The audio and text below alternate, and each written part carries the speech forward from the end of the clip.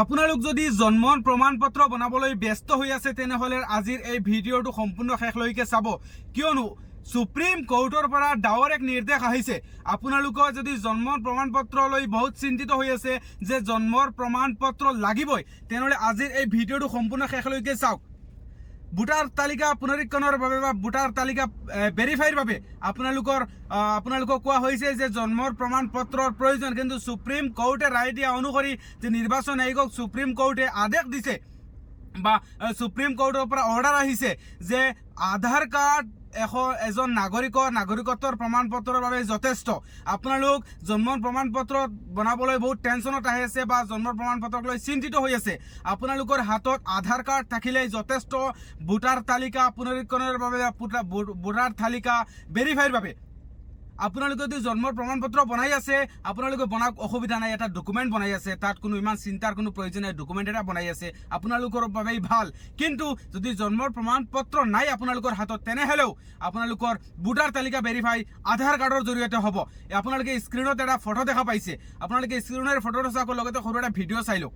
যে সৰ্বোচ্চ ন্যায়ালয়ে এই কথা ঘোষণা কৰিছে, এক প্ৰকাৰে নিৰ্দেশ দিছে যে নিৰ্বাচন আয়োগে এতিয়াৰে পৰা আধাৰ কাৰ্ড আৰু ভোটাৰ কাৰ্ড গ্ৰহণ কৰিব লাগিব বৈধ তথ্য হিচাপে। ডাঙৰ খবৰ লৈছে এই মুহূৰ্তত ভোটাৰ তালিকাৰ পুনৰীক্ষণ প্ৰক্ৰিয়াক লৈ আটাইতকৈ ডাঙৰ খবৰ, নিৰ্বাচন আয়োগক নিৰ্দেশ দিছে সুপ্ৰিম কোৰ্টে। নিশ্চয় আপোনালোকে এই ভিডিঅ'টো চাব পাৰিছে যে সুপ্ৰিম কোৰ্টৰ পৰা আদেশ আহিছে, নিৰ্দেশ আহিছে যে আধাৰ কাৰ্ড যদি কোনোবা এজন ব্যক্তিৰ আছে, সেইজন ভাৰতীয় নাগৰিক আৰু সেইজনে ভোটাৰ তালিকা ভেৰিফাইৰ বাবে আধাৰ কাৰ্ডেই যথেষ্ট। আপোনালোকৰ জন্মৰ প্ৰমাণপত্ৰ এতিয়ালৈকে সুপ্ৰিম কোৰ্টৰ পৰা কোনো নিৰ্দেশ অহা নাই, অফিচিয়েলিভাৱে কোনো নিৰ্দেশ অহা নাই যে আপোনালোকে জন্মৰ প্ৰমাণপত্ৰ বনাবই লাগিব, জন্মৰ প্ৰমাণপত্ৰ লাগিব ভোটাৰ তালিকা ভেৰিফাইৰ বাবে। এনে কোনো নিৰ্দেশ হোৱা নাই। পৰৱৰ্তী সময়ত যদি কোনো নিৰ্দেশ আহে আপোনালোকক আপডেট জনাবলৈ চেষ্টা কৰিম। বৰ্তমান সময়ত আপোনালোকৰ আধাৰ কাৰ্ডেই যথেষ্ট। তথাপিও যদি আপোনালোকে জন্মৰ প্ৰমাণপত্ৰ বনাবলৈ দিছে বা বনাই আছে, আপোনালোকে জন্মৰ প্ৰমাণপত্ৰ বনাই লওক, তাত কোনো আপত্তি নাই, অসুবিধা নাই। কিয়নো আপোনালোকৰ এটা ডাঙৰ এটা প্ৰমাণপত্ৰ বনাই আছে, ডাঙৰ এটা ডকুমেণ্ট বনাই আছে। যদি জন্মৰ প্ৰমাণপত্ৰ বনাবলৈ দিছে এইটো ভাল কথা, কিন্তু আপোনালোক এইখিনি লৈ যে জন্মৰ প্ৰমাণপত্ৰ বনাই আছে যে ভোটাৰ তালিকা ভেৰিফাই হ'ব, নহ'লে ভোটাৰ তালিকাৰ পৰা নাম কৰ্তন হ'ব। সুপ্ৰিম কোৰ্টৰ ৰায় অনুসৰি আপোনালোকৰ আধাৰ কাৰ্ড ভোটাৰ লিষ্ট ভেৰিফাইৰ বাবে বা ভোটাৰ তালিকা ভেৰিফাইৰ বাবে আপোনালোকৰ আধাৰ কাৰ্ডেই যথেষ্ট। গতিকে আপোনালোক ইমান চিন্তিত নহ'ব।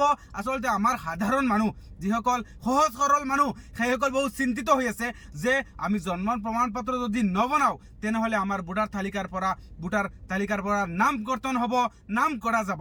গতিকে আপোনালোক সাধাৰণ মানুহৰ স্বাৰ্থত, আপোনালোকৰ বা সাধাৰণ মানুহৰ জ্ঞাতাৰ্থে আজিৰ এই ভিডিঅ'টো বনাই আছোঁ। আপুনি ভিডিঅ'টো শ্বেয়াৰ কৰি দিয়ক। যিসকল ইমান চিন্তিত হৈছে সেইসকলৰ উদ্দেশ্যে ভিডিঅ'টো শ্বেয়াৰ কৰি দিয়ক, যাতে ইমান চিন্তাৰ প্ৰয়োজন নাই। আধাৰ কাৰ্ড আপোনালোকৰ হাতত ৰাখক আৰু জন্মৰ প্ৰমাণপত্ৰ আকৌ কৈ আছোঁ, যদি জন্মৰ প্ৰমাণপত্ৰ বনাবলৈ দিছে বনাই দিয়ক। এইটো ডাঙৰ এক ডকুমেণ্ট, যদি চৰকাৰে নিৰ্দেশ দিছে এইটো ডাঙৰ এক ডকুমেণ্ট। আপোনালোকৰ যদি আজি কামত নাহে পিছতো কামত আহিব পাৰে জন্মৰ প্ৰমাণপত্ৰ। গতিকে আপোনালোকে আধাৰ কাৰ্ড ৰাখক। ভোটাৰ তালিকা ভেৰিফাইৰ বাবে সুপ্ৰিম কোৰ্টৰ নিৰ্দেশ অনুসৰি ভোটাৰ তালিকা ভেৰিফাইৰ বাবে আধাৰ কাৰ্ডেই যথেষ্ট। ভাৰতীয় বা কোনোবা এখন ভাৰতীয় নাগৰিক হিচাপে, নাগৰিকত্বৰ প্ৰমাণপত্ৰ হিচাপে আধাৰ কাৰ্ডেই যথেষ্ট। ভিডিঅ'টো শ্বেয়াৰ কৰি দিয়ক। আপোনালোকে কমেণ্ট কৰাৰ প্ৰয়োজন নাই, লাইক কৰাৰ প্ৰয়োজন নাই। ভিডিঅ'টো শ্বেয়াৰ কৰি দিলে আন 10জনে জানিব পাৰিব আৰু এনে চিন্তিত যিসকল আছে সেইসকলে ভিডিঅ'টো জানি অলপ সজাগ হ'ব পাৰিব। সাধাৰণ ৰাইজ বহুতো চিন্তিত হৈ আছে, বহুতো দৌৰাদৌৰি কৰা হৈ আছে বা কৰি আছে দেখা পোৱা গৈছে। গতিকে আপোনালোকে সেইসকলৰ জ্ঞাতাৰ্থে ভিডিঅ'টো বনাইছোঁ আৰু আপোনালোকে ভিডিঅ'টো শ্বেয়াৰ কৰি দিয়ক।